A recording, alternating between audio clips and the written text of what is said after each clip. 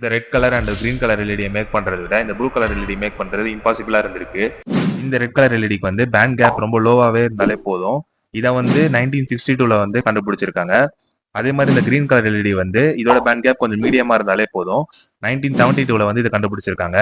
ஆனா இந்த blue colour LED make பண்றதுக்கு வந்து நம்மளுக்கு ஹை பேண்ட் கேப் வந்து தேவைப்பட்டிருக்கு. அந்த சமயத்துல இந்த சயின்டிஸ்ட்லாம் என்ன பண்ணிருக்காங்க அப்படின்னா இதை மேக் பண்றது இம்பாசிபிள் அப்படின்னு சொல்லியிருக்காங்க.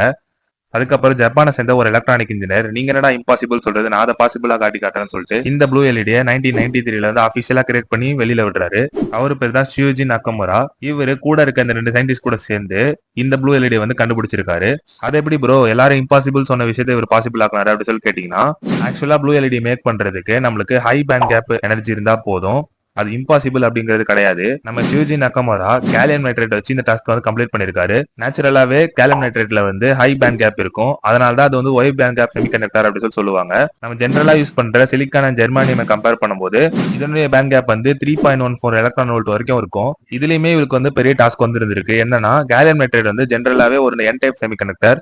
ஆனா ஒரு எல்இடியை பிளிங்க் பண்றதுக்கு என் டைப் மட்டும் தான் பார்த்தாது, பி டைப்பும் நம்மளுக்கு தேவை. கேலியம் நைட்ரேட்ல வந்து பி டைப் செமிகண்டக்டர் கிடையாது. அதனால இவர் என்ன பண்ணாரு அப்படின்னா கேலியம் நைட்ரேட் கூட மெக்னீசியம் ஆட் பண்ணி ஹீட் பண்ணிருக்காரு. ஹீட் பண்ணதும் அவருக்கு வந்து கேலியம் நைட்ரேட்டோட பி டைப் செமிகண்டக்டர் வந்து கிடைச்சிருச்சு. சோ இவர் 1993ல ப்ளூ எல்இடி வந்து மேக் பண்ணிட்டாரு. இந்த ப்ளூ எல்இடி கிரியேட் பண்ணதுக்காக இவருக்கு 2014ல நோபல் பிரைஸ் வந்து கிடைச்சிருக்கு. ப்ளூ எல்இடியை கிரியேட் பண்ணதுக்கு அப்புறம் தான் நம்மளுக்கு வந்து ஒயிட் எல்இடி வந்து கிடைச்சிருக்கு.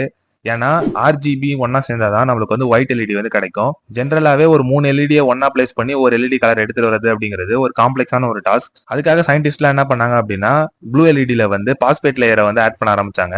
பாஸ்பேட் லேயர் வந்து ஆட் பண்ணதுக்கு அப்புறம் நம்மளுக்கு ப்ளூ எல்இடி வந்து பாஸ்பேட் லேயர் மூலமா த்ரூ ஆகி நம்மளுக்கு வந்து ஒயிட் கலர்ல வந்து தெரியும். அதனால தான் நீங்க ஒயிட் கலர் எல்இடி எங்க பாத்தீங்கன்னாலும் அது மேல வந்து எல்லோ கலர்ல ஒரு லேயர் இருக்கும். உங்க மொபைல்ல இந்த வீடியோவை கிறிஸ்டல் கிளியரா பார்க்க முடியுது அப்படின்னா அதுக்கு ஷியோஜி நக்கமுரா தான் ஒரு காரணம். இந்த மாதிரி இன்ட்ரெஸ்டிங்கான வீடியோஸ்க்கு நம்ம பேஜ் ஃபாலோ பண்ணி வச்சுக்கோங்க.